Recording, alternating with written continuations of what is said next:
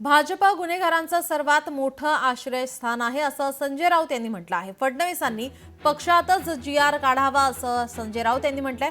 भाजपाने पक्षात गुन्हेगारांना घेणं थांबवावं, उद्या दाऊदलाही पक्षात घेतील असा घणाघात संजय राऊत यांनी केलाय।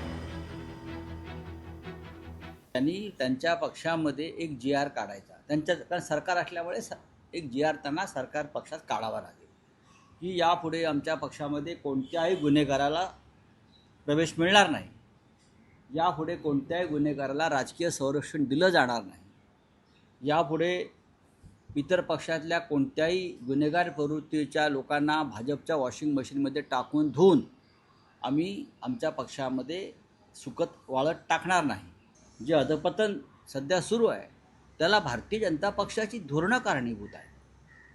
बरं, मी तर म्हणतो की उद्या जर दाऊद इब्राहिम मुंबईत आला आणि यांच्या पक्षात प्रवेश केला तर त्याला घेतील ते। लोकशाही मराठी ऐका, पहा, जागरूक रहा।